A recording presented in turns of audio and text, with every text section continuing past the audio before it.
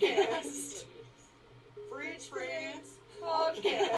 Hello and welcome to the Fridge Friends Podcast. I'm your host Jake Martin, and I'm super excited to announce we've got Jack Wheeler, who freshly just became a man.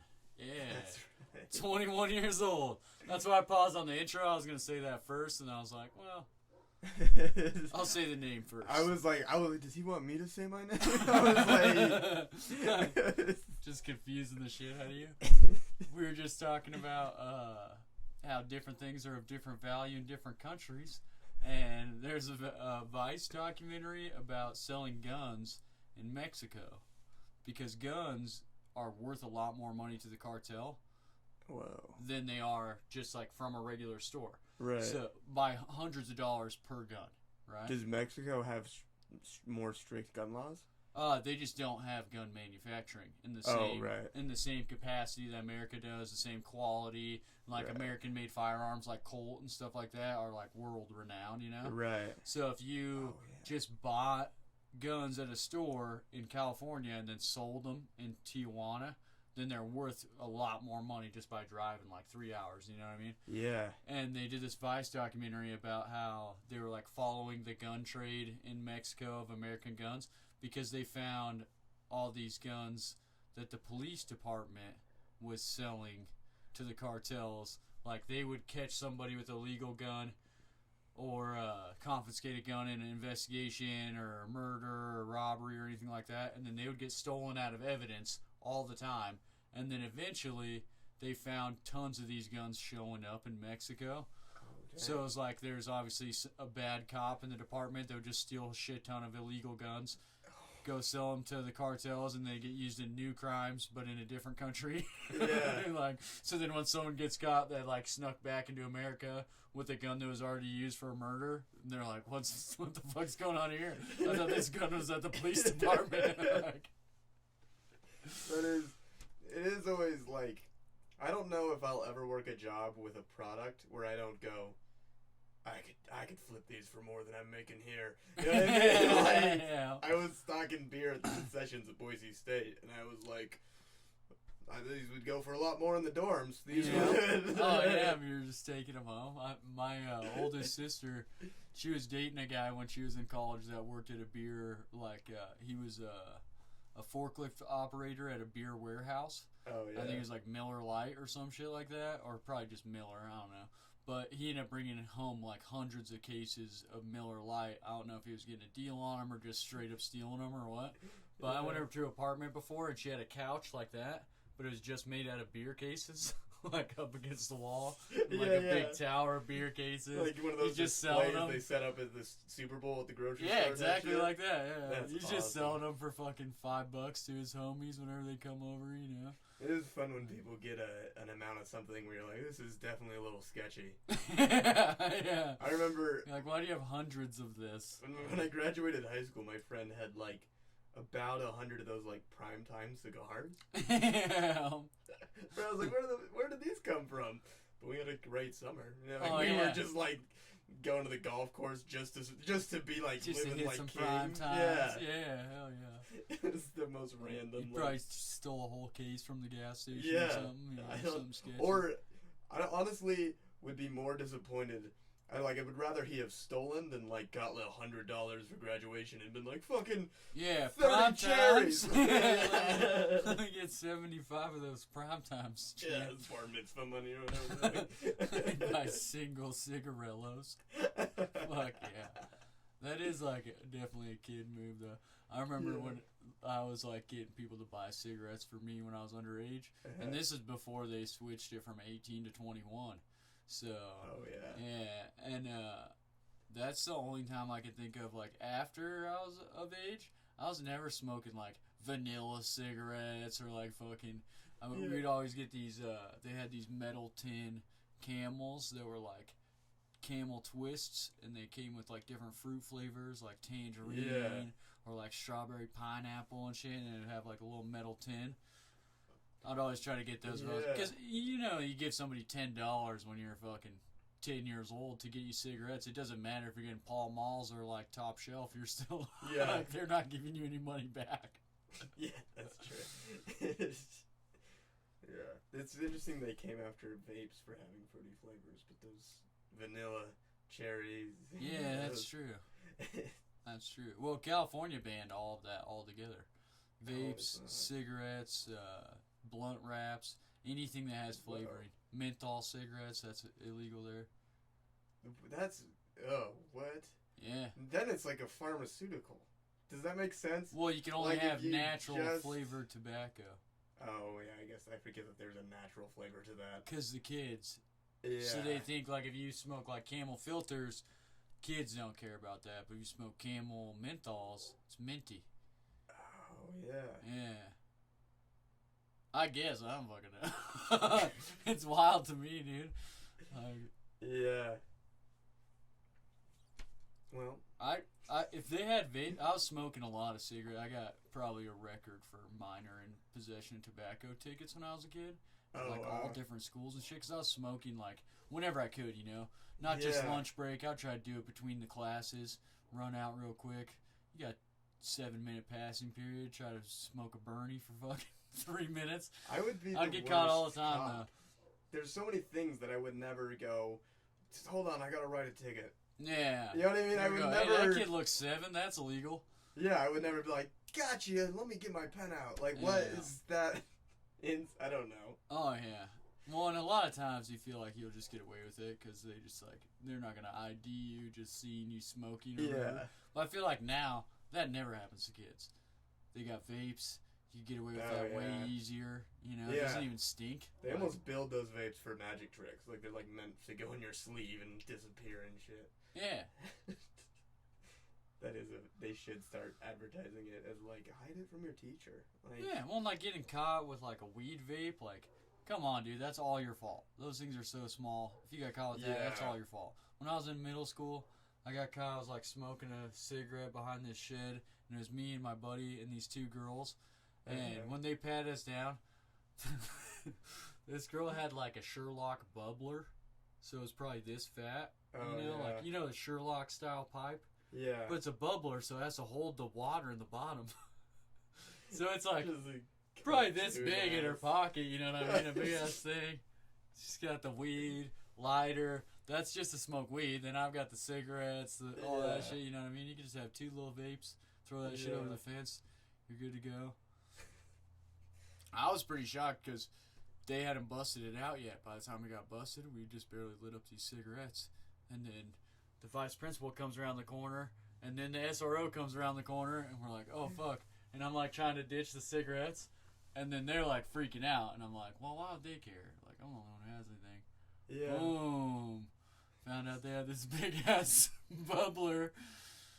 There's 8th grade. a weird extreme to getting caught doing shit when you're a kid, where, like, the kid who panics the most and, like, takes off probably gets away. Yeah. And the kid who is like, yeah, I was fucking smoking weed. He also gets away with it somehow. You know what I mean? But everyone in between, it's real dicey. Like, oh yeah. Well, I remember like there's always those instances when you're a kid where like you get, well, I guess not always for everybody. You know how everyone's always in constant contact with the cops. No, I was gonna say mine's like ding dong ditching shit, but that was like my wild. But that's one of those instances, days. you know, when the cops do get involved, like ding dong ditching, they pretty much just are like, well, I'm gonna call your parents, and then that's the end of it. Yeah. You know what I mean? There's always those situations. My dad would freak out when I got home, but he hates the cops so much that he would always try to be like on my side or like help me try to get away with it. You know what I mean? Yeah. When they would first call, he'd be like, oh, what do you mean? He's not supposed to be swimming in the pool at 2 o'clock in the morning. Like, doesn't his friend live there? You know? Yeah, you'd roll. That's awesome. Yeah. I had, I'm not going to say his name. Maybe I should. Fuck him. No, I'm not. There was a kid who I had it locked and loaded in my brain of, like, if I get in trouble, I'm going to say this kid's name. And then eventually, my mom knew his mom, and I had her phone number, too. Okay. So I was like, I have a fake name and, like... This kid's mom, this kid's gonna be fucked over one of these days if I get in trouble. And then, like, of course I didn't get in trouble. But what if they say she's gonna come pick you up? Or they gotta talk to her? Then I fuck this kid's mom. I don't know. She gets there and she's like, Jack, what is this all about? I've been meaning to tell you something, Bobby. I don't know why the mom's name's Bobby. I like that. That's a real, like Southern, like, now I'm picturing her with a mullet. Hell yeah. Hell yeah. She's still wearing an apron when she picks you up. Yeah. Like where this is going. We started out fucking talking about how you just turned 21, Yeah. right? I was pretty impressed yesterday. 21st birthday. You're at the bar doing comedy. I mean, granted, it's like a brewery. It's not like some crazy bar or anything. Right. But you didn't even drink as much drinks as were like bought for you. Yeah, I can't. You're like, I appreciate the sentiment, guys, but I've had my glass of wine. Yeah. No, dude, I felt like, I don't know. I get so worried that I'm going to just, like, start running my mouth. Because I feel like weed makes me go, like,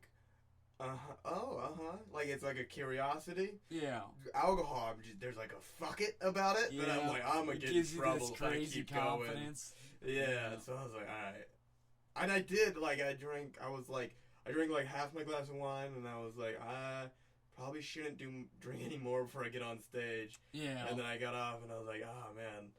There's also a weird thing I feel like when I drink where, like, I very much recognize the peak, kind of. Yeah. Or, like, as soon as I do, it's like, oh, shit, there it goes. You know what I mean? And then it's like, you can keep going, but you already have whatever, like... You're like, it's not going to get any more enjoyable than this. Yeah, yeah. Because I do love the, like... It's pretty fucking smart. Chugga up of it. You know what I mean?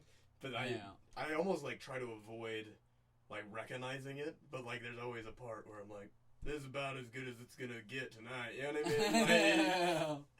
Like, and then after that, it's like, what am I doing? I don't know. Hey, that's pretty fucking smart. A lot of people at 21 wouldn't be like, couple more drinks, I could probably do it, but it's not going to be any more fun than this. It's all just going to be downhill from here. But I feel bad because, like, I had gone into it with, like, it's going to be a long night. I'm just going to, like, get in someone else's car, head to the bar, and then, like, that hit, like, I think this happens a lot of times, where, like, once I, like, was a little drunk, and I was like, oh, I got to think about my material and what I'm going to do tonight, and then I was like, then it, like, instantly became too practical, and I was like, well, it's over. Like, yeah. But it felt weird, because I was ready to, like, go hard last night, but then I was like, this is about all it's going to be fun. Like, felt like a pitcher who gets pulled in the first inning, where I was like, oh, sorry, guys. No, that's probably, I mean, like I said, that's smart, but that's also probably going to benefit you a lot, as, like, most people in their early 20s, they're fucking hitting the bars every night, that kind of thing. And it's like, if you're setting limits for yourself already on your birthday and shit like that, it's like, I don't see you going to the bars, like, more nights than you don't. And I remember, like, when I was in my early 20s, it was like, not more nights than you don't. It was every night. If I wasn't at a bar, I was at, like, a house party. You're in college. I'm sure almost everyone you hang with is, like, constantly drinking, you know? Yeah. And I don't know. I didn't grow up around, like, tons of alcohol, but I did have a friend who, like, senior year got a DUI. And he was, like, to, like, put it in, like, coming-of-age movie terms, like, we would have conversations about, like, I'm gonna move to another city and, like, pursue a thing. And then he got a DUI, and now it's like he's just, like, kind of stuck there. He's just doing the same exact shit.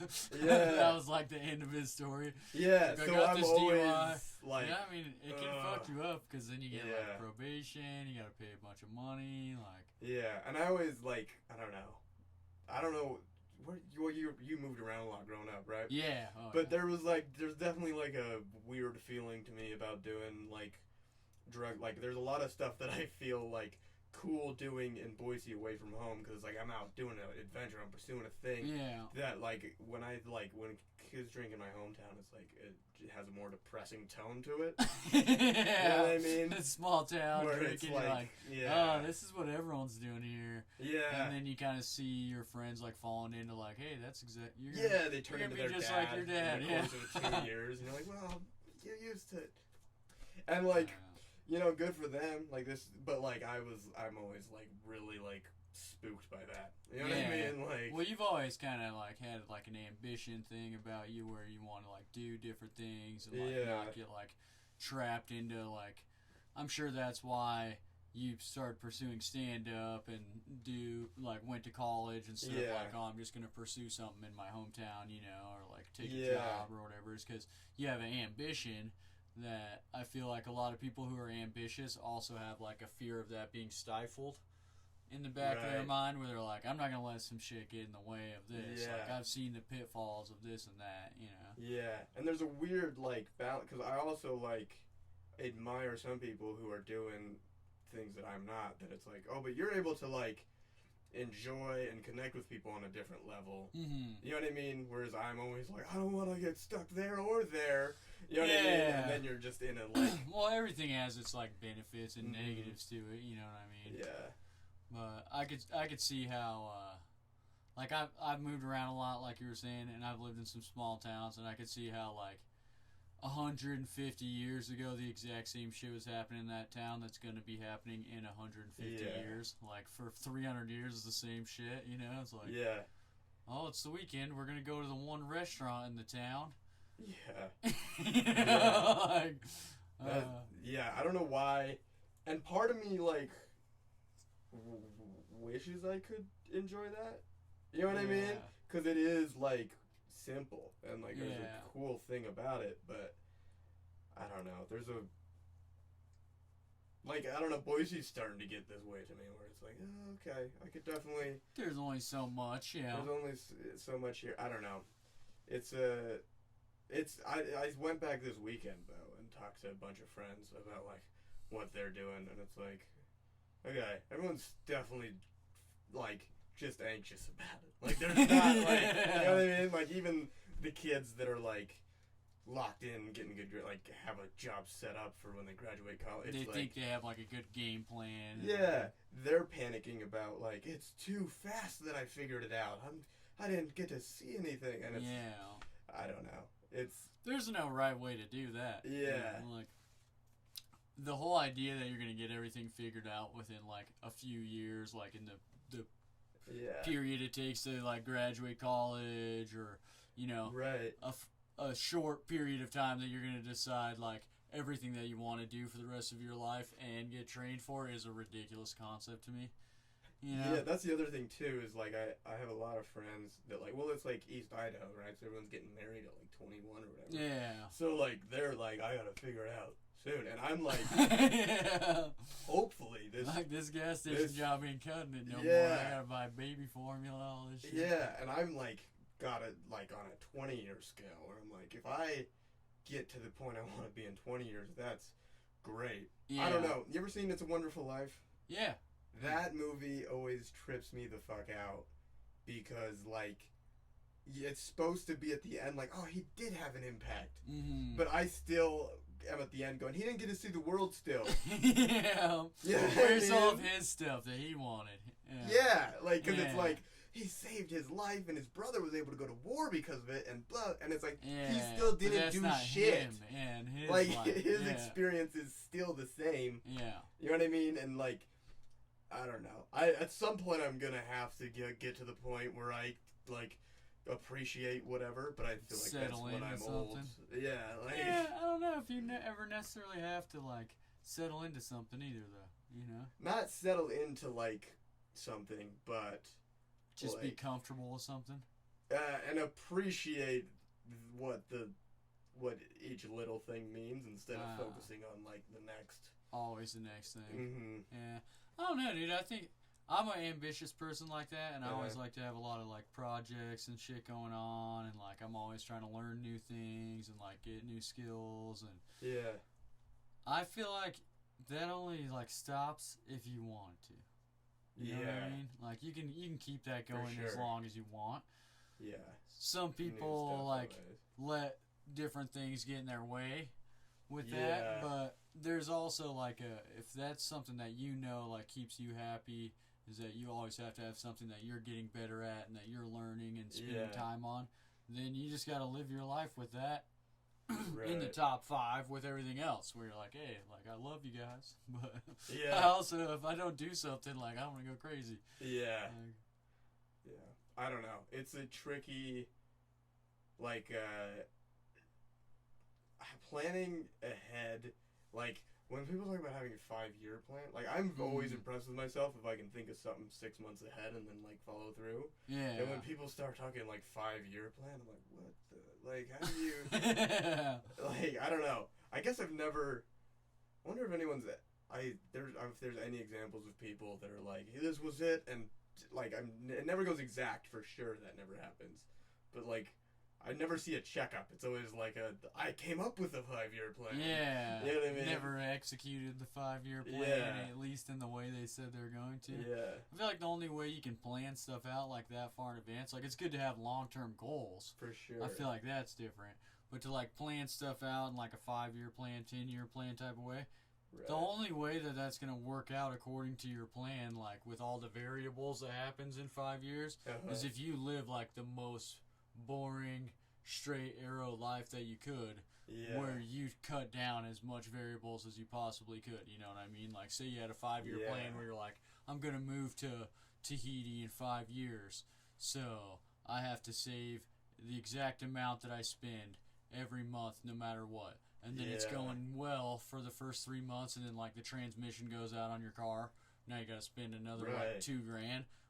But you're steady keeping up with that goal no matter what, so now you get a night job, you make an extra $2,000 just to, like, save up for Tahiti. Like, that's the only way that's working out is if you put that goal, like, above everything else, like, above sleeping, above, you know. Well, and there's, like, weird things about, like, how do you keep your, like, at one point I was like, I'm gonna write, like, 10 minutes a month. I was like, that's pretty doable. Yeah, but then, well, like, that's a good goal too. It is, but then, like, like, the way it happens for me a lot of times, I'll write, like, 20 minutes in a month and then nothing for another, you know what I mean? Yeah. Like, it's a weird... Well, because you can't really control that as much, you know. You can control the effort into it, but what you ultimately get out of it is, like, sure, you could write 30 minutes, but if all of it's fucking shit, then, like, it doesn't matter if it was in 1 month or in 3 months. You know, it's still, you're not going to keep those jokes. Yeah. I don't know. I'm excited to have a new Mullaney special because I can always, like, timing, I'm always able to, like, just, like, listen and, like, okay, I can write something in that, like, in the cadence. And Mullaney has new ones every time. Oh, like, yeah. I don't know. Like, this last year, a year now, I was, like, on Gerard Carmichael's timing. I was like, oh, it's different than, like, because I feel like when, like, at our stage where you're just trying to stand out amongst open micers, there's a rhythm that you've heard on TikTok and you've heard on the last 5-10 comedians. Yeah. It's like, that alone can be enough to make you stand out. You know what I mean? Oh, yeah, definitely. Yeah. You can, and I definitely you can have tell, some like, stuff that's timing-wise, when somebody's got a bit polished and, like, figured out, versus, like, oh, we'll see if this is funny, guys. You know what I mean? And that can show experience in an easy way, too. Like, you just by listening to, like, one bit from somebody, you can tell if they know, like, where they're going with it, where the laughs are going to hit, when they should pause, like, all of that, you know, like, if there's any type of, like, build-up momentum where you change the speed of your words, you know, it's like... I've always loved Chris Foster's why are you being a bitch joke. Yeah. And I realized the other day, I don't even know the premise. I just know the timing and the voice of the punchline. Yeah, you know what I mean? It works, and I was like, I don't know. It's You're like, fun. if only that whole story was in that cadence.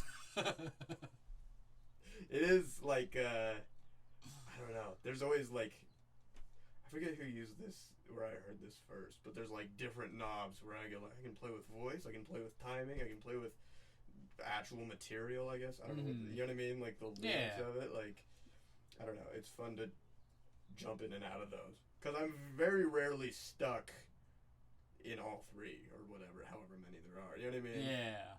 I don't know. I'm having a blast. Just that's true. Like, if you're having a hard time coming up with new material, like writing-wise, you're having, like, writer's block type thing. Yeah. You're not blocked in the other areas, so you can always be still hitting mics, polishing up your other stuff, working on timing or act outs, or, like, you know, any multitude of things to, like, get your act better, as opposed to only, like, relying on only new jokes. You know what I mean? There's so many different aspects of it to get it better. You know who Rory Scovel is? Yeah. Oh yeah. Have you seen his he did 6 nights at a club all improvised? I don't think I saw an that. hour 20. It's half documentary about this club. It's all crowd work though? And it's all improvised. A little bit of crowd work, a little bit of this. But you just see him go into a southern accent because he just was like, I need a little extra mustard on this one. Bring out all the stops. Y'all hear me? That, I think it's called Living Without Fear or something. It's so interesting to watch him be like, what other tricks do I got? Because I don't have and it is interesting too when you have a joke that's worked for a long time and you just go you stop performing it.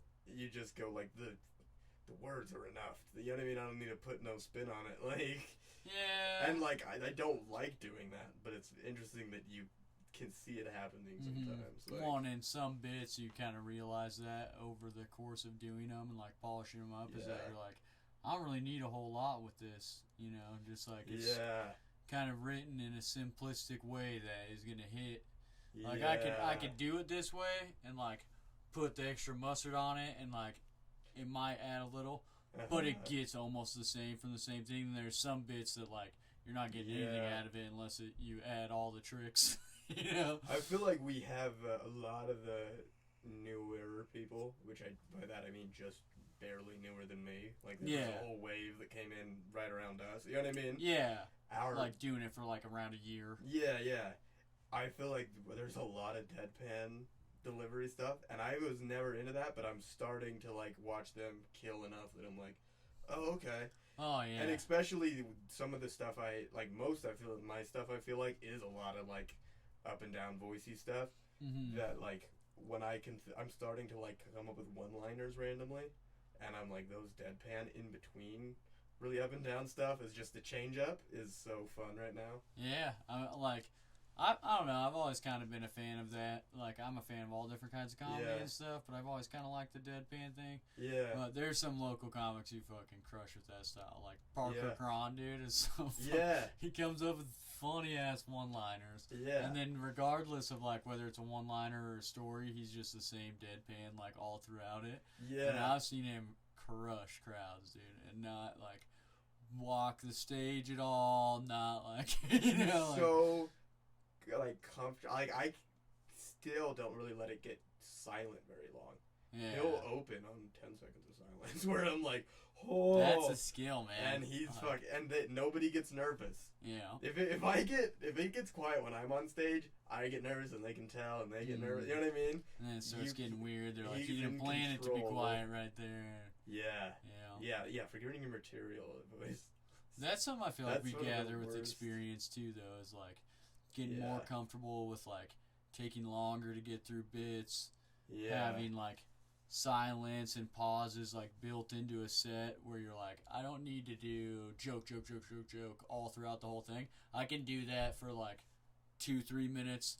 Right. Do a longer setup because they already know I'm funny from the joke.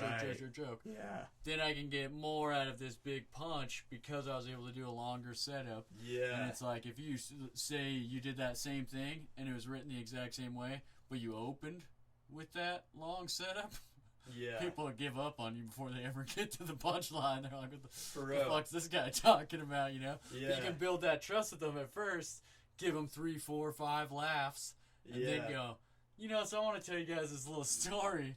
You know, it might take me 2 minutes to get there. It's got big laughs in it. Yeah. But the only way they'll listen through that part is if you got them a couple times beforehand. Yeah. There's a SNL monologue when Dave Chappelle hosted, and he straight up just bombs a joke. A recent one? Yeah, I think so. Yeah. You know what I'm talking about? I know the punchline is he compares something and he uses the Trump line the way I see it, there's bad people on both sides instead of good people. Yeah. And it falls so flat. And then he goes, I don't know, I'm just trying them out. And you can tell everyone was did we just watch Chappelle got killed? Because it was that level. What the fuck just happened? Yeah. Because you're in the fucking, it's a glitch in the system. To see Chappelle bomb at Saturday Night Live. You're the greatest writers in the world, the greatest comedian, and just meh. Like, well, not every joke hits. That's the best thing about that's comedy. my favorite. I love watching that video. You have to have the audience to like know for sure. So like he thought that was funny, obviously. Yeah. They did it, and then he just realizes it right then. This is the fucking funniest shit. Yeah. Yeah, it's... I don't know. I'm starting to get more to the point where I can just play around up there, and it's fun. Yeah, well, I feel like anytime you have a situation like that, and you can comment on it like off the cuff right away, it's funny even if what you say isn't that funny. You know what I mean? Yeah. Like, it gets that extra, like, rebound laugh. Yeah. Because they're already geared up from your cadence to laugh. And they're like, that shit ain't funny. Yeah. And then you say something else, like, okay. Like, you can get a cheap laugh off of it. Like, I did that, remember on a Saturday open mic when it was, like, all college kids in there. It was, like, a fraternity and a sorority. Oh, okay. Yeah. Like 20, it was recently. There's, like, fucking 30 college kids in there. Okay. But I had a similar thing where I'm like setting up this bit that I do, and then it was like no one laughed at the first punchline to it, and it's like, oh, there's a shit ton of tags, and then there's like a main punch to it or whatever. But the very first punch in the premise, I get no laughs to it. It's like about science or whatever. And I'm like, I didn't figure you guys were a big science crowd. Yeah. And then, like, all the girls laugh and all the guys were silent. And I'm like, that's way funnier. Yeah. Like, only because I was, like, making fun of them. I think that's one thing I struggle with to do deadpan stuff in my own comedy is that moment isn't as big. Like, when you really commit to, like, a delivery in a voice or a whatever, timing or whatever the fuck. A voice is the wildest commit, dude. I don't know how long You're I've in ever there done already, a voice. dude. Like, I'll do like a emotion voice. You know what I mean? I'll do like I'll say this scared or nervous I'm scared, or something. I'm sad. Yeah. But you're not like impersonation, a character, any of I that do. shit. I like have a southern accent joke that like there's nights where like I'll either end the joke here or I'll do the southern accent part. And I've only done the southern accent part like 5 times. Like, Ian has an Italian accent joke like that. Where, like, I've heard him like a few times do the Italian accent, and most of the time he's like, "All right, guys, like I'm not doing it." Dude, that's. I think that's why I like Ian's comedy so much is because there's a lot of commitments like that. Mm-hmm. Where if it doesn't go well, he's like, "All right, I mean, I did my thing. Fuck you guys." Like, It's like you didn't have to laugh at it. Like whatever. Yeah. I did a Trump impersonation, accent, whatever you want to call it, at Comic of the Year. It was the first time I ever tried it too. You just random new one out. Well, I had made like a joke about it, and then I practiced it a yeah. little bit, you know, but just like only to me. Like, oh, I think I Yeah. could do this voice a little bit, you know. And I was like, fuck it, I'll try it out at the end of this set, you know. Yeah. Because it's like a competition, and there's like the voting thing or whatever. So I'm like, all right, I'll do a fucking. It's funny. I think some people, like, the Trump voice has become an impression of impressions at this point. That's actually, it's 'Cause, easier like, to learn from listening to someone do an Right. impression than listening to him. Yeah. Yeah. Like, and I think, like, the people who are laughing at Trump impressions haven't watched him that much. You know what I mean? Yeah. They're just only watching the impressions and skits and shit. I can't remember the last time I, like, heard Donald Trump's voice. Well, he's been pretty deplatformed, I feel like. Yeah. haven't been showing him on. He's back on. He posted like a UFC edit on Instagram the other day of him like walking into the fights, and it was like, Oh, Donald Trump walked into the Yeah. fights? Oh, yeah. the dude is. This was right after he came out those trading card things. Digital trading cards or NFTs or whatever. It was like right after that. And I don't know if you watched that speech that he gave, like the commercial for those or whatever. But so that was part of the thing, is because he's like, at one point in the thing, he's like, greatest president ever, greater than Washington, better than Lincoln. Whoa. Like, so I put that in the joke, you know, because it's like recent too. I was like, greatest comedian ever. Dude. Do his followers not find that a little wild? Well, Because, like, the there's trading athletes cards I were like like- who, if they were like, I'm better than Jordan, I'd be like, hey, shut the fuck up. Yeah. You know what I mean? Yeah. Like, I don't. Yeah, most people But I mean, I think he gets who his fans are though, because that I don't know if you saw the trading cards that ad was for, but it's like him as Superman, him on Mount Rushmore, like fucking. It is cool that he's just selling himself. Yeah, now. like the Like, most he doesn't- ridiculous shit. Like, He doesn't really have, like, it's nothing is really about his ideas anymore. yeah, Like, oh, 2016, that race had, like, build a wall, healthcare shit. There was, like, some politics in there. Now it's just now a brand. it's just like, me, motherfucker, the guy, remember? Like, Yeah. Oh yeah. I did a bit on stage last night of, like, what kind of album would Trump make? And Tyson was like, mumble rap. I was like, yeah, that's perfect. Like, all Yeah. confidence, no Or I ideas. could see him doing the hick hop. rap. Oh, You yeah. know what I'm talking about? Like a little southern rap, country boy, hip hop mix. Oh yeah. Yeah. dude. Gosh. That is, oh, man. That's a fun, like, He pardoned a few rappers. He pardoned fucking ASAP Rocky. and Lil Wayne had a gun charge that he Damn. let him off on. You ever seen that Lil Wayne deposition? I've seen a lot of Lil Wayne interviews. I'm trying to think. Is it the one where he's just like dogging the police the whole time? Yeah. Yeah, And at I've one seen point, he, that like, shit. vaguely threatens the lawyer or something. He's Yeah. like, you know, he can't save you in the real world. Yeah. And the lawyer is like, hey, are we gonna let him say that shit to me? And everyone's like, I'm not gonna stand up for you. And he was like, was that a threat? And Lil Wayne's like, I don't have to elaborate. That shit is nutty. It's crazy as shit. Well, I remember because, like, Lil Wayne's one of my favorite rappers. Obviously, he's, like, one of the GOATs, right? I think I talked about this last time, too. How we were Maybe, both into yeah. Lil Wayne. But, for my, like, age range, too, like, the fucking Carter, the Carter 2, Carter 3, like, he came out with 3 mixtapes all in the same, like, that period was, like, when I was, like, going from middle school and then all through high school. You know, like, No Ceilings mixtape came out, I think, when I was a sophomore in high school. You know what I mean? Yeah. And it's like, at that point, people were mentioning in their songs, like Jay-Z says in a song, you know, like, oh, I might send this to the mixtape Wheezy. Because you had to comment that, like, I'm making a good song, but this guy could make a better song out of my beat. Just, like, on his tour bus on the way to a show, you know what I mean? Yeah. Because for a minute, he's coming out like 50 songs a year. They're all smashing. The you know? casualness in which he is, like, dog walked the game for years. Oh, yeah. You know what I mean? Like, Well, and then you recently also said something about being a Drake fan. Like, you're making... It's part of a bit you're working on, I think, right? Yeah. We're not going to give away the bit, but I vividly remember, like, the whole...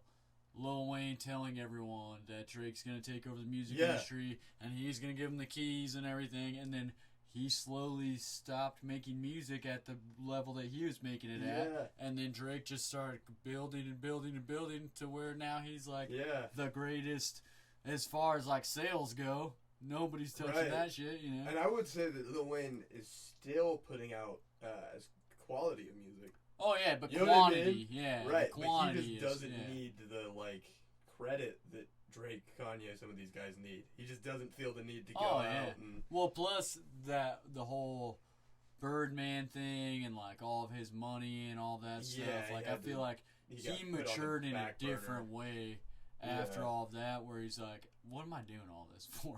You know, like he's like, "Wait a minute, if I do one tour, I'll make as much money have I made this whole time under this other dude? Yeah. All right, one more tour."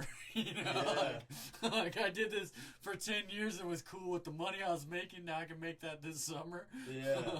And it might just be like because my ear isn't used to the like production of music, his older music. Yeah. But I am like Carter 5 and Funeral are just as good a projects as his other one. You know what I mean? Yeah. If like they're better to me, but I like understand that there's just a different thing going on. Yeah. But I think that happens a lot with artists where like people think that their best work is when they're the most popular.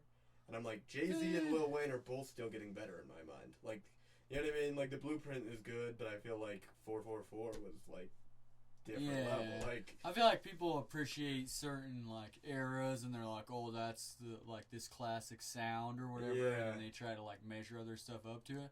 But it's like I saw Nas like right before the pandemic live, that fool, you couldn't say that he wasn't still in his prime. Right. You know what I mean? Yeah.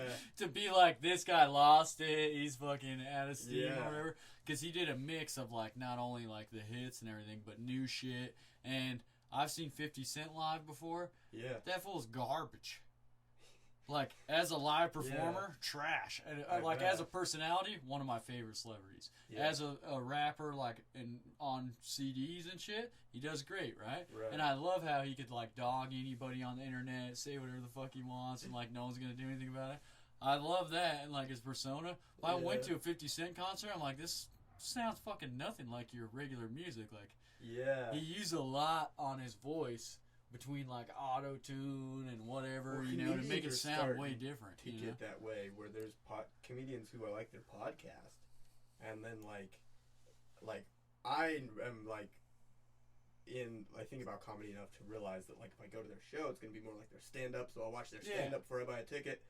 But like, I think there's gonna be a little bit of that happening where people will like comedians' podcast, go to the show and be like, oh, it's a little different. I don't. Yeah. You know what I mean? It's not what I thought. Like. Yeah. I don't know. Well, I think that's not only just, like, the effects and the voice thing, but also people's personality is so much different in, their act than what it is. Like, I know, like, a few comedians I could think of off the top of my head where they're a completely different person in, like, a sit-down situation than when they're on stage, you know? Like, Tanya's definitely like that. For where sure. she's, like, a persona, like Casey Rocket's like that, you know? I don't know if you have ever seen him on podcasts before or not. No, Hilarious. Like, don't get me wrong, Right, but he's not running around the studio. You know what I mean? That would be fucking wild. I feel like Tom Segura is probably the closest. Yeah. To like the same, it's the same vibe. Because he has like an attitude about him where like he makes similar jokes in the podcast that he does in his stand-up, where it's like you can tell he has like an overall sense of being annoyed by everyone.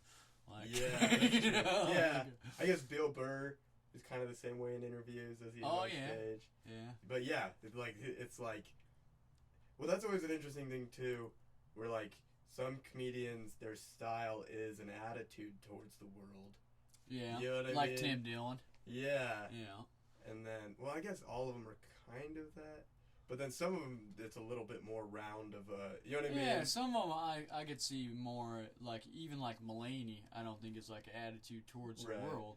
More as like I'm going to comment on this world I'm in. Yeah. You know? Well, and like this recent give you my experience, like how, if I was going to play, like, so one of my favorite things about Mullaney is, like, if you're going to hear a story from Bert, it's going to be a funny story, and you're going to get the details that you need, and then he's gonna super punch up any of the funny parts into hilarious jokes, right? Yeah. Mullaney, he's gonna tell you a story so that you'll experience it how he's experiencing it in his mind, like running back through it. Yes. He adds a tone on it that's like, this is the overall vibe of the place we were at, the music, the atmosphere, the, you know, like. Yeah. Well, and this new one is about him in his like drug addict junkie days, so the judgment he's casting the whole time is on himself. I can't wait to see that shit, dude. Especially because he was like never really talked about anything like that in his material. Dude, you know, one of the things he opens with is I got a little bit different persona to me now. When I was younger, I used to come out and I'd like yada da da, and I'd like just run all over the stage, and I wonder what that came from. Hell yeah. It's Hell like, yeah.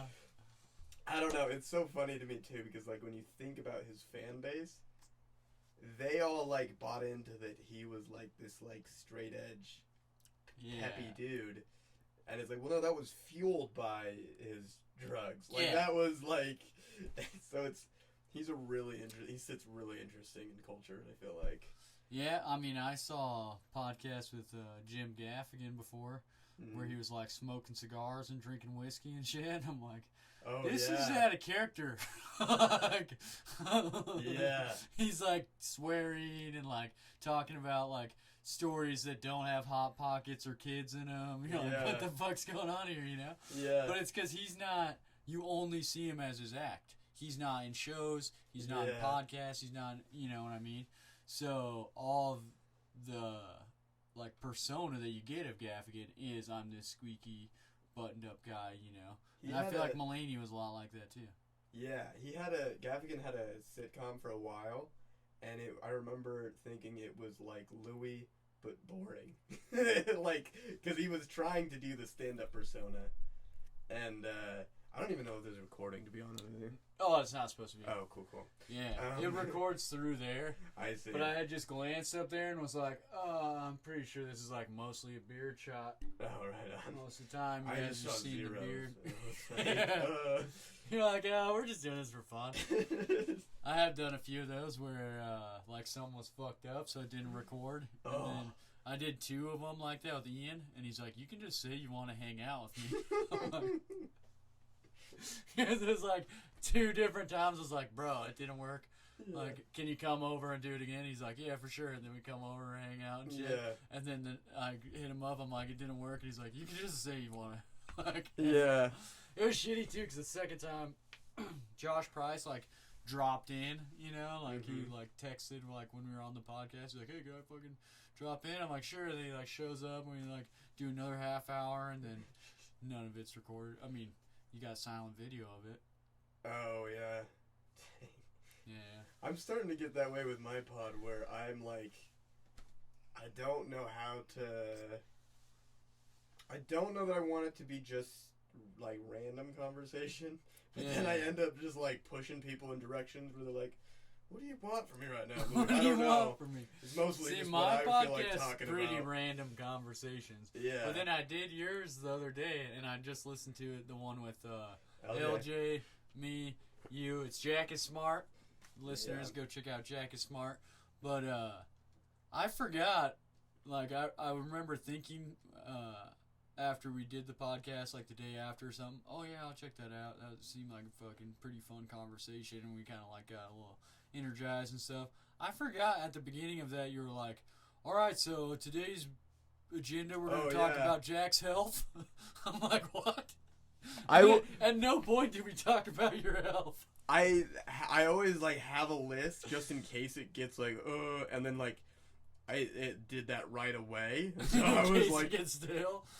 I was like, okay, but and then it is just like generally what I think the idea is right now is kind of like Bill Burr's Monday Morning or kind of like LJ's podcast. Yeah. Just kind of like what I'm going through. Rambly, and then I'll have guests on, but still I want to keep the like tip of the ship pointed that way. Yeah, but like it's what you're going through at that point. Yeah, it's easier too on one than with a few guests to steer shit in a direction. Yeah, because like Tyson, I've done 2 episodes with him, and he's really good at like, okay, yeah, I kind of think that way about this. Like, and it's like it works really well. But yeah, he'll break down a subject and go like real in depth in it. And yeah, and it is tricky too because like the way that plays out sometimes on my pod, I end up asking like way too big of questions of people. Where like it becomes an interview, but I ask questions like, I asked LJ at one point on the last episode, is attachment good? Which is like a question for God. Like, what the fuck do I expect out of my guest there? But philosopher. So I don't know. Maybe I'll just write a bunch of big questions like that, and then just. Dude, there's a danger to just doing it completely free form where we like talk for a minute, like, hey, how was your day and shit, and then we just like start recording, which is what I do here. Yeah. There's a big danger in that because I've had people come on here and then 5 minutes in, they're like, did you hear about that little kid that was like they peeled him with a potato peeler, and then I'm like. You think fucking anyone wants to hear about this? You're a kook. Like, what do you... Or even, like, I'll do that where I'm like, why am I talking about this? What's going on? I don't want to be talking about this. Oh, yeah. Like, what are we doing? Like, yeah, there's a big danger. And there's been a couple podcasts. Alcohol is usually involved in that, where guests will get a little bit drunk and then they'll start saying wild shit about other comedians and shit. I'm like, all right, dude, like... Yeah. We're on a show, remember that. Like, they're probably going to see this. And if they don't, like, someone... And I don't know how big your audience is, but I'm like, you're basically just saying it to all the comics. Like, yeah, because even if, like, someone doesn't see it, like, I don't think all the comics watch my show, but they will definitely be like, hey, whoever did see it will be like, hey, did you see this on fucking... Yeah. You know what I mean? Because people have done that to me on other podcasts, and boys who were like, oh, did you see this? Person said this or whatever. I'm like... Yeah. No, I'll check it out though. You know? Yeah. I haven't had that yet where I'm like listening to something and I'm like, are they talking about me in a negative way? But I do have like, oh, they like the thing, and that's like super fun. But I'm always like, one of these days it's gonna be like, and I didn't like his attitude, and I'm like, oh, no. Everyone has haters. But I feel like you're a pretty likable guy, and you don't ever really like cause like a beef with people, stay out of the way, and you can always kind of tell in people's personality styles of that, and then that's also like the same people who are never getting like wrapped up in like all the drama that's always going on in the scene, you know. Like, Miles Matthews, one time somebody was like trying to get him into drama, kind of, and he was like, I just do comedy, and I was like, fuck yeah, because someone was like, did you hear what they were saying? And he was like, I just like sign up for the open mics and do the shows that I get booked for. Like, and so I don't know. It's a tricky thing because like it's fun to like make a community of it, but it's also like we're pretty different people. Yeah. Like we share this one thing, but personality-wise, it's not a guaranteed like. Yeah, you know what I mean? We're not. There's a huge mashup of personalities in the comedy scene, and I feel like.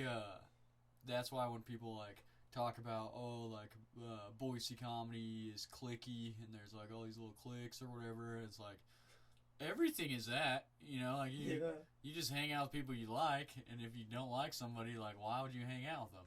It's just gonna be weird for both of you. That's you know a Mullaney joke like, too about having like go into an assembly and be like about like the dangers of cliques, and he's like, oh, you mean like having friends? Like the dangers of having friends?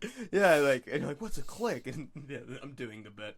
And he's like, a clique is when a group of people hang out and talk bad about other people. Like, it's like, what? It's like having friends? Like, but also, I don't know. There's a weird, like, I was this way going to like a small high school where I was like, I don't want to be too associated with anyone.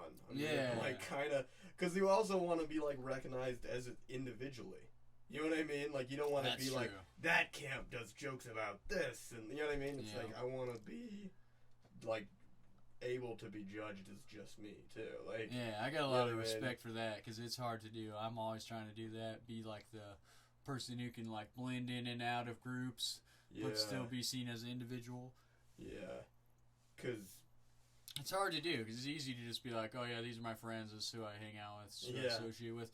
But I've seen that backfire even just like pretty recently, not to name any names or anything like that, but somebody was like involved in different drama around the comedy thing, and then somebody else is like, but we're like different people. And they're like, you're not. I'm like, oh damn. I guess that's what happens when you do everything together, you know? Yeah. Well, and... yeah, then you gotta, like, defend everything they do, and you're like, no, it's... dude, I've watched... It's like when you have a little brother who's, like, always getting in trouble, and you're like, I didn't fucking do anything, and you're like, why do I always have to fight these kids? Don't fuck with him, but also he's a fucking idiot, and I don't give a... You know what I mean? You're like, I care about him, he's my brother, but, like, this is the third time I got my ass whooped because of him this week, like... That's another... Okay, I'm going to reference the Mullaney special because I've watched it twice in the last, like, 12 hours or something. Oh, that's from the new special? No, the click thing is from an older one. Oh, okay. But in this one, at one point, he goes... He talks about Pete Davidson changes his number a lot. Yeah. And he goes, and I don't know why. That's his journey. Like, he's like, I'm not fucking here to... It was a weird... Because he got a laugh off of being like... And I'm not going to have a judgment about that. Like, which is kind of like, in my mind... was the anti-joke. So it is, exactly, yeah. That's a cool way to get a laugh. It would be like, and I am not going to say shit about that, because what the fuck do I know? Well, and then it leaves room for the audience to, like, make assumptions about what joke he's alluding to that he should have made there. You know, because there's a million obvious jokes to make about that. And he goes, and I'm just going to leave that up to you. Yeah. You know? Yeah, no, because everyone leaned forward and he's like, he's going to say some shit about Ariana Grande or Kim Kardashian. Like, Something I was wild. like ready for it. I was like, oh, here we go. And he was like, and that is his business. And I was like, okay, fuck yeah. That's another thing that I've noticed a lot more as I'm like getting more experience in doing comedy is that you're completely in control of the, not just like the tone of it, but the direction too. And the misdirect is like one of the most powerful tools a comic can use. Mm-hmm. So he's using that in a sense where he's not even using it to get to a joke. He's using it to get away from a joke, but just that act of misdirection where he's led you on this journey to where you're like, right, here's the joke. And then he goes, and I'm not going to say anything about that. Yeah. And it's still funny because he just used that misdirect tool, you know. Gaffigan, and I think Chappelle did it on SNL later. It's weird that I referenced Gaffigan and the same SNL monologue twice. But I think I brought up Gaffigan to begin with. Oh, yeah. To make you feel better about it. Okay. But Gaffigan had a joke where it seems like he's about to do a Jewish joke, and he goes, but I work in Hollywood, so forget it. And like, he did that like a year or two ago. Yeah. On like his, like, I saw him when he came to Boise over a year ago. Mm-hmm. And then I was like, oh shit, Gaffigan went hard in the paint right there. Oh, yeah. Like, that joke has been made since Kanye, like, 1,000 times. But oh, yeah, in 1,000 different ways. But yeah. Yeah, he got it in under the radar, too, where, like... Yeah, where it's, like, an hour into his, like, special that, like, I do wonder... Yeah, I guess he does, for sure. It feels like there's weird, like, comedians that are still touring 2009 fans. Yeah. Like, nothing against it, but it's like, who is buying tickets to a stand-up show but also hasn't found a new favorite comic in 10 years? Like, you know what I mean? Like, I don't know. Some people maybe appreciate the classics. Like, if you think about it, like, Dice Clay selling out still. Oh, wow. And he's like a 90s comic, you know? Like, or at least his heyday, you know? Yeah, and it's also weird because there's definitely, like, trendy comics, but there's not, like, I don't know, like, the pop music, there's, like, sounds, like, you can, like, you can play a song and I'm like, that's from 2005 to 2010. Oh, yeah. I can tell. And you can, especially in hip-hop, you can be like, and from this region, you know? I don't know. Like, that's 2005 Southern, yeah. You know, like, oh, this is the Bay. Right, like, yeah, that's true, yeah, really regional. You could, like, pinpoint, like, I do think comedy's kind of regional. Yeah, I think it is, too, yeah. Like, seeing Treefort comics, I remember being like, oh, there's a lot of different ways to write jokes, and I'm kind of stuck in whatever Boise comics are doing, but and I'd be interested to know, like, if anyone has, like, really studied, like, what a West Coast joke is. Well, I know there's been San a little Francisco, of that Portland. as far as, like New York comics. They definitely have, like, their own unique style. Yeah. And there's been a lot of documentaries on that kind of thing, like how that style developed and stuff. Right. And then the same thing, I'm sure, with, like, West Coast. Yeah. But, and also it's weird, because I think the size of the scene kind of, like, I have, just having 3 minutes every Thursday, right? Mm-hmm. And 3 minutes generally is, like, what I expect when I walk into the mic. If I get more, that's better. Yeah. But, like, I start to notice my bits are about 3 minutes. Not on purpose, not on accident, but, like... Because that's your, I gotta be down here. Subconsciously, like, capped myself at that. Where well, I'm and sometimes they're longer. But Yeah. you're shaving them to get in that 3 minutes, and then you stop doing the other stuff that you've been shaving. Yeah. Because you're used to practicing the fucking 3 minute version. That's like, the that's tricky happened thing, to me. too, is, like, I remember when the first couple months of comedy, I realized how much better I'd do if I just trimmed everything. Yeah. And now I'm at a stage where I'm like, I could trim till the cows come home, but then I just have less material. You know what I mean? Like, there's always, I can always rank the laugh in my brain to where, like, I honestly think I know what my best joke is all the time. Yeah.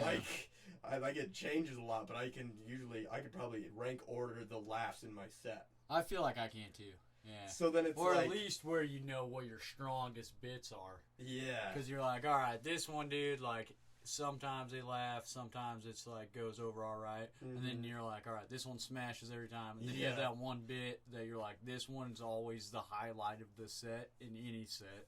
So I gotta place it accordingly. You know what I mean? If I bust that puppy off too soon, I got nothing. If I wait till the very end, these guys are like, "Oh, he's not that funny."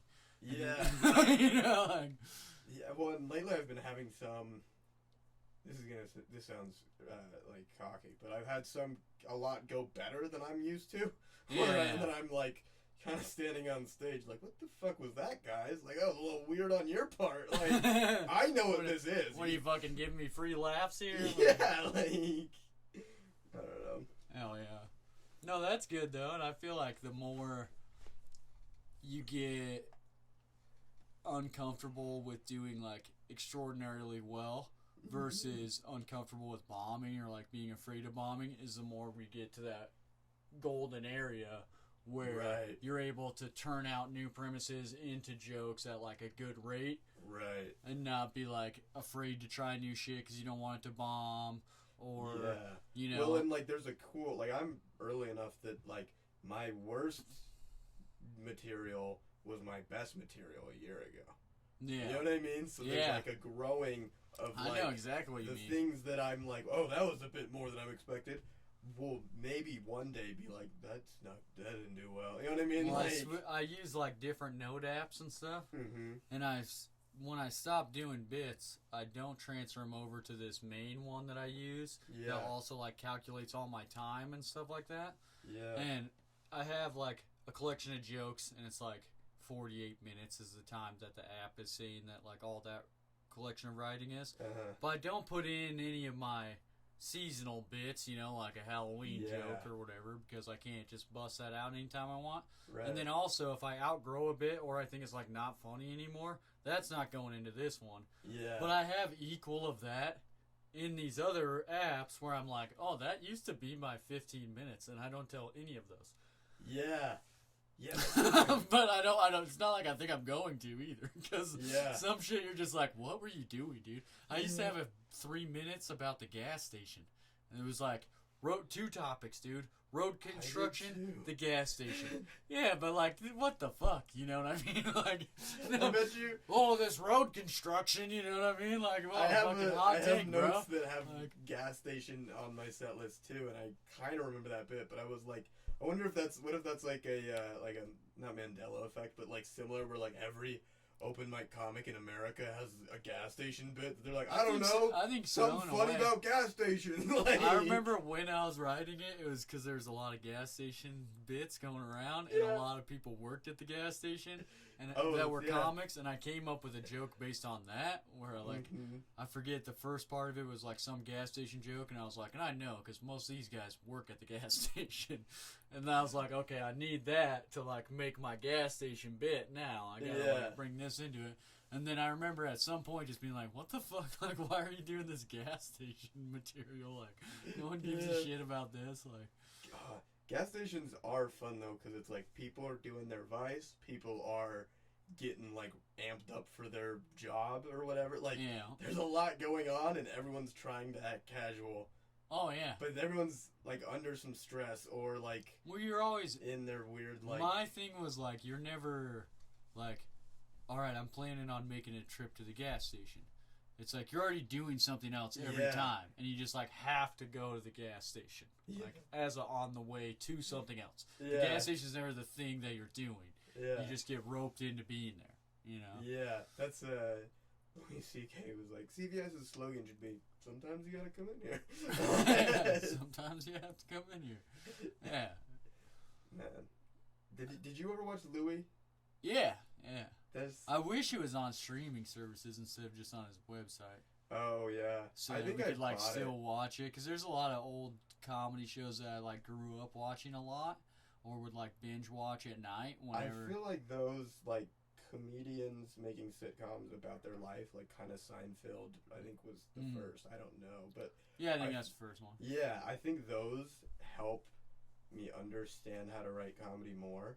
Especially like Gerard Carmichael has Carmichael Show, and I watched Carmichael Show after watching all of his specials like multiple times, and I realized that like it's the same jokes in different format. You know what I mean? Like, yeah, that's kind of like razzle dazzle. I know we had this conversation before. That a lot of those jokes are in the podcast that Bert does. Right. But it's a different form, because he's not obviously not doing stand-up on the podcast. But you can be like, oh, yeah, I heard that story. Or like, I remember this premise. Or, 8 months ago when you were talking about this. And then a lot of stuff. It's cool now. It's in your special. I think he doesn't even like... I'm not guessing. Like, I've heard him say that. Like, I didn't even think it was a bit till I said it. On a pod. And that's why I kind of started doing a podcast. Because I was like, I need like a micro creative week to week. So I kind of know what direction my brain is going. Because I also want a more coherent, headlining set or something one day, Yeah. But well, and I feel like it's just a good creative outlet too. Like for sure. The one thing that I know helps me that for sure helps you, because I've seen you build bits this way before, is conversation with other comedians. Whether it's at our fucking comedy game night thing, or just like talking right before a set, or right after a set, or before the mics, or before a show, and kind of breaking down a conversation where you have an idea of what you want to be funny. Hey, dude, what's funny about Arby's? What's funny about fucking Dutch Bros or whatever? And then we start kicking shit back and forth, and it fuels your creative side to be like, oh yeah, and this, and this, and that, and then put something together. So the podcast, I feel like, is an excuse for that. Like, Ian made that joke about, like, you could just say you want to hang out with me. Right. And it's like, well, yeah, it's that, too. You know what I mean? Yeah. Like, I have to have someone on the show, sure, because solo episodes fucking suck. Sorry for everyone who loved that solo episode. But having another comedian to bounce shit off of and talk to and, like, shoot the shit with and joke about stuff brews a different part of the creativity. So it helps you not just with, like, writing, but working out bits that you're, like, kind of halfway there. Like, last night I tried to joke out on you and somebody else. I think Ian. I forget who though. It was like you and somebody else. Just like oh, hey, I fucking wrote this joke, but I forgot to tell it when I was just on stage, Yeah. And then, like, if I can get any reaction from you guys that's involuntary, and I could tell that it's involuntary, then I'm like, all right, there's something there. Because comedians would just be like, yeah, whatever. Like, if there's nothing there. But if you're like, oh, okay, I see what you got, then you're like, all right, I see.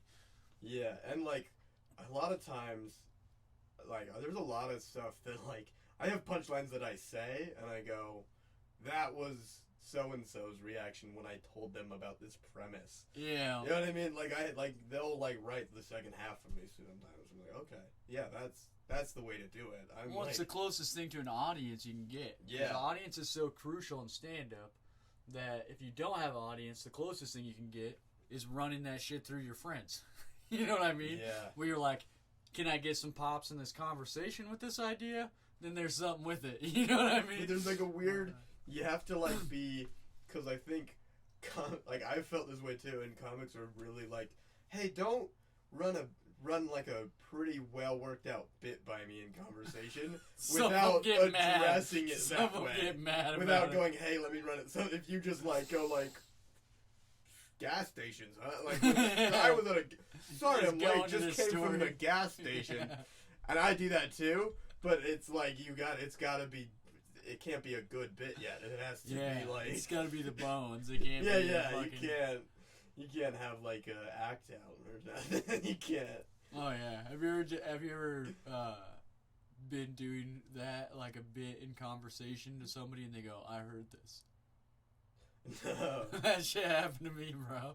Like they heard it on stage? From me, yeah. Yeah, it was like funny. a couple. I haven't seen them in a little bit, but they used to go to like a lot of the shows and like all the open mics and shit. They didn't do comedy; they're just big fans. Yeah.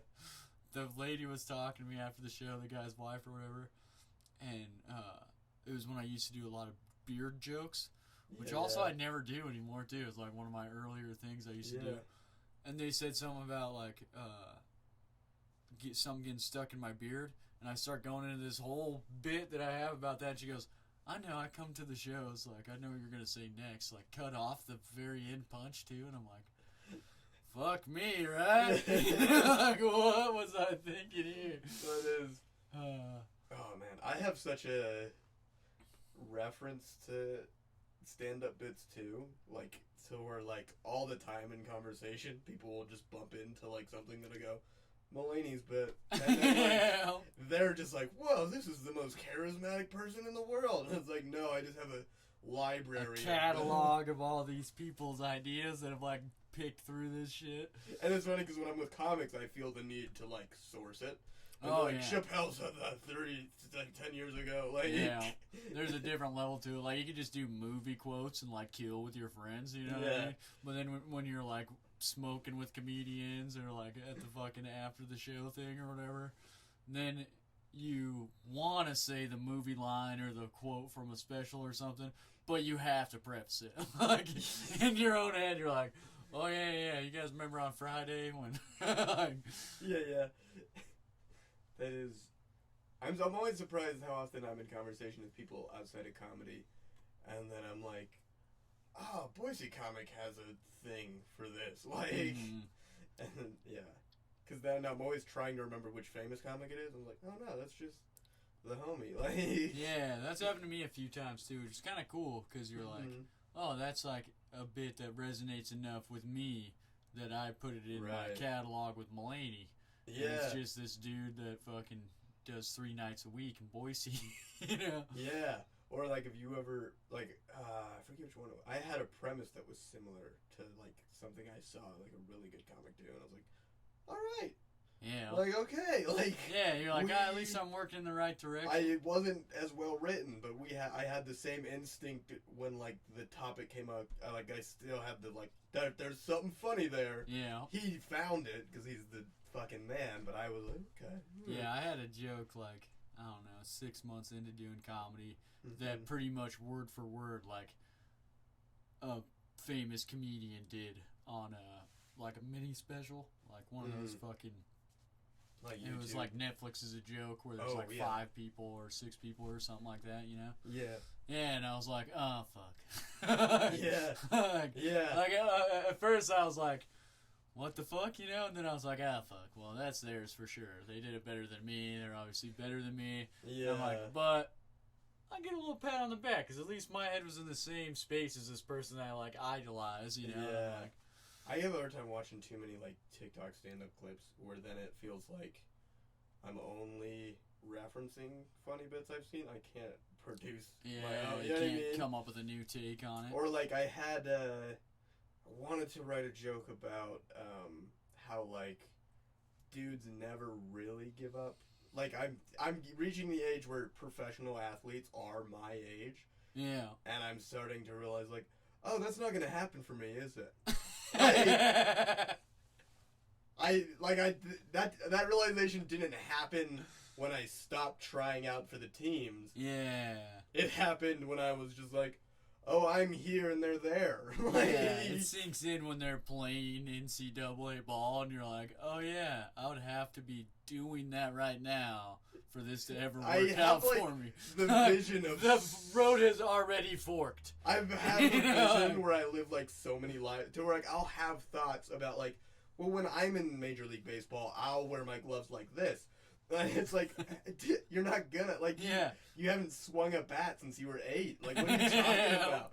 Like, oh yeah. I have so much like when I do it, like everything I see, I think about how I would do it, but it's not registering as would. It's like when I do that. Yeah, like, you're like, when I get to the windsurfing portion of my life, you're like, right? you never We kind of fucking talked about this, windsurf, dude. Like, yeah, we kind of talked about this on my podcast with like golf, which I do think I will actually have a golfing phase at some point in my life. But there's kind of that attitude to everything that I'm slightly interested in. Like, well, when I am like not just attempting it, like really good at that. Like, yeah. Well, but I think that's another thing me and you have in common, where when you like, you're not like, oh, maybe I'll try golf. I'm going to the driving range a couple times. Mm-hmm. We'll see where this goes. It's more like you know certain things that will pique your interest and like pull you in. Yeah, yeah. So you kind of map out like a deep dive on anything that you're into, you know? Like, yeah. Like I got really into tattooing, and I knew that like when I was first like planning on getting into it, I was like, all right, I got to make sure that I get like all the right equipment.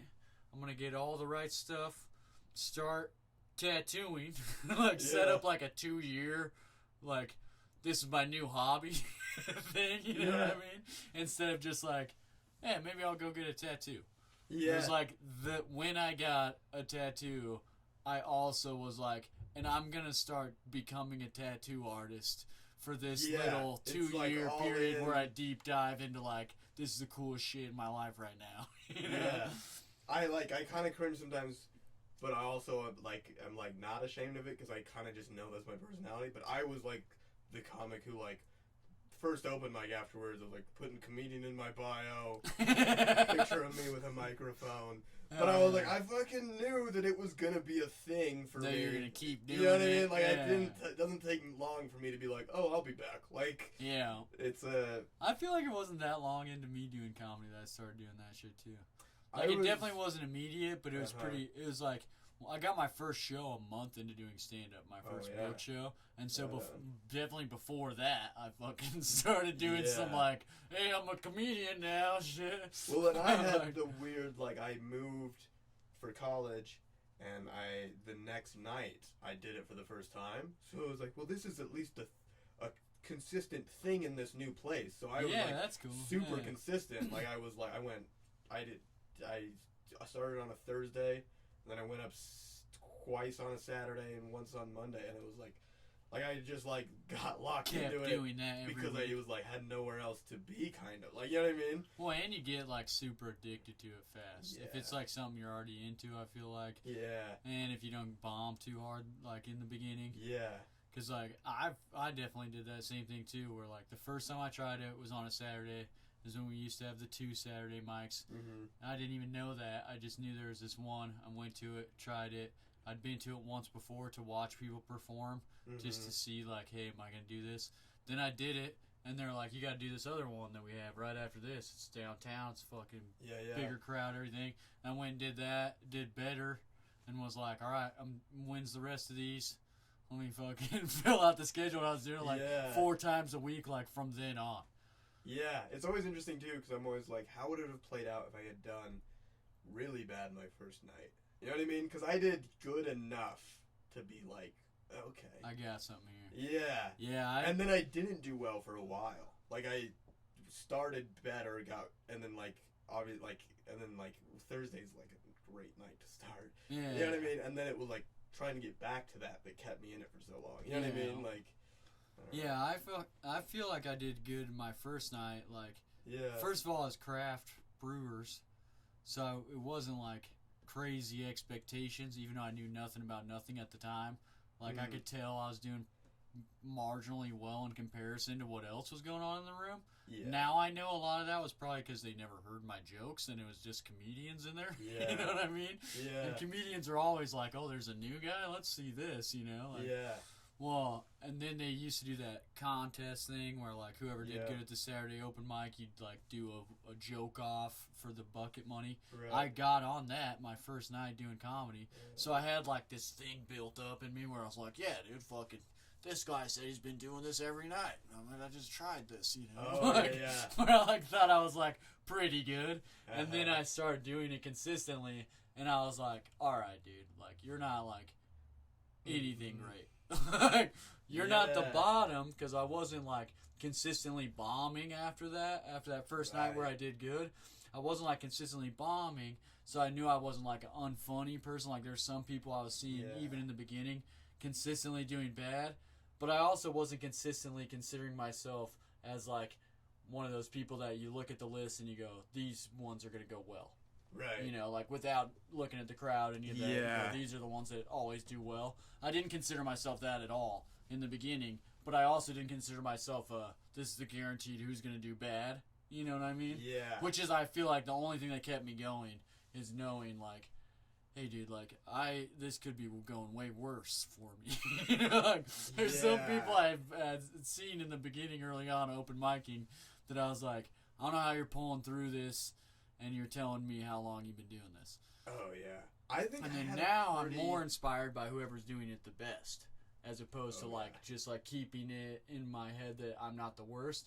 Now I'm like, who's got this to a different level than everyone else, and that's what's inspiring me, you know? I feel like I had a rough patch scratch like the first like 2 weeks to the month or two that I started, but it was like in a way that like I was like I don't know that I understood. I had the idea that like if I take risks material wise, I can find the boundaries fast. Like it's like like walking into a dark room and being like, all right, there's the counter and the, you know what I mean? Yeah. Like where I was mapping just like it out quicker than trying like crazy offensive shit. I feel like but like finding those boundaries, and now you know what I mean.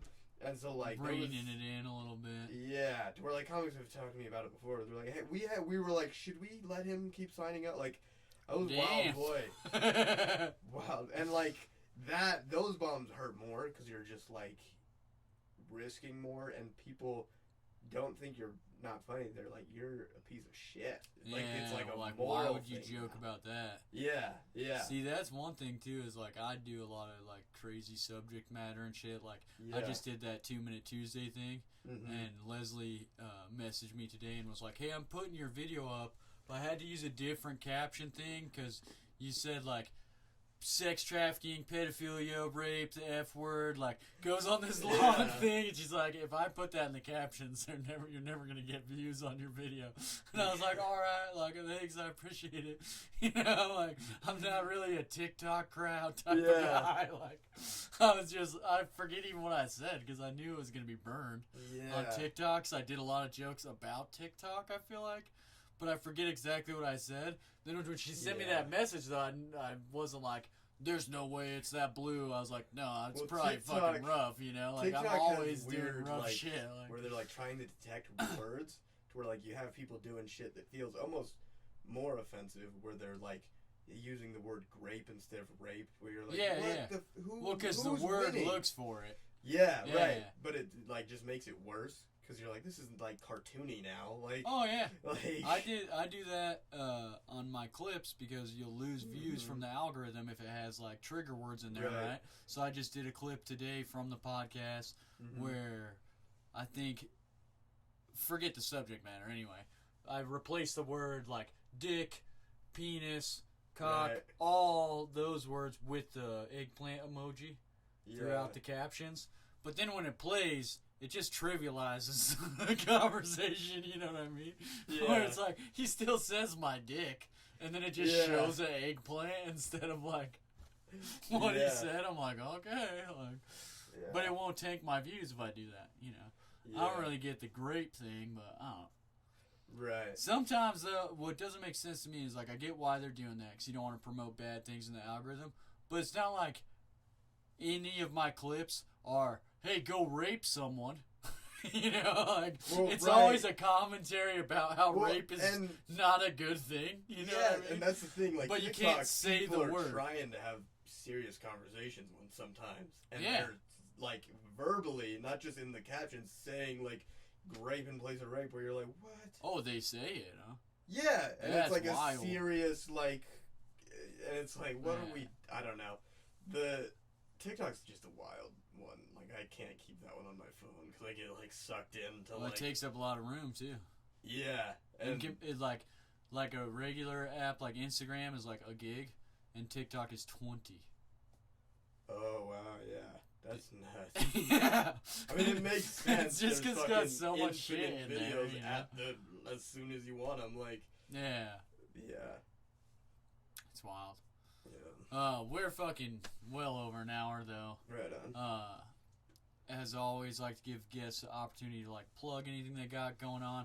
We talked a little about the podcast. Make sure you guys check out Jack is Smart.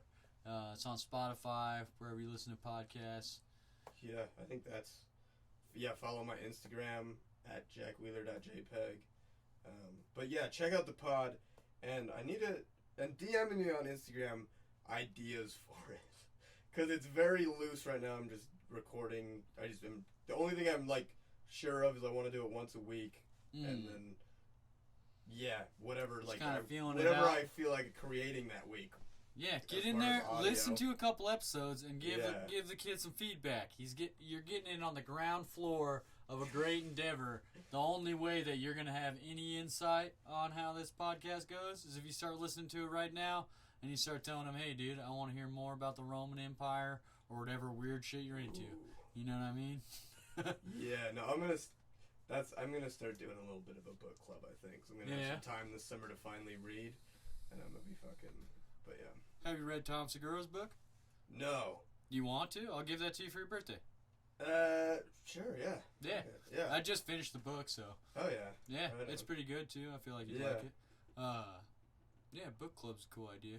So Yeah. there's not really much Roman Empire stuff in there though. Right. Dude, Tom's glowing up. I wouldn't be. It's interesting to watch his act change. Like they talked about it on Two Bears this week. His act is changing because he's like thin and like they're wearing nice clothes now. Oh yeah, I saw that episode. They shot each other up with testosterone. Yeah, that's true. Yeah, I was gonna say, dude, like right after we're done talking, I need you to help me out with something. What does he call it? My gear. Keep getting my gear. All right, so check him out, jackwheeler.jpg, Instagram. Jack is smart on the podcast. And also, we got a show coming up together next month. I think it's the 19th, May 19th. The Jake's versus Jackoffs. It'll be me, also Jack Wheeler, also Jack Turnage, and also Jake Myers. It's going to be a Jack versus Jakeoff. If you want to see upcoming shows from me, go to jkmartin.com. Questions, comments, or if you'd like to be a guest on the show, email me at fridgefriendspodcast@gmail.com. Thanks for tuning in and joining us in the fridge.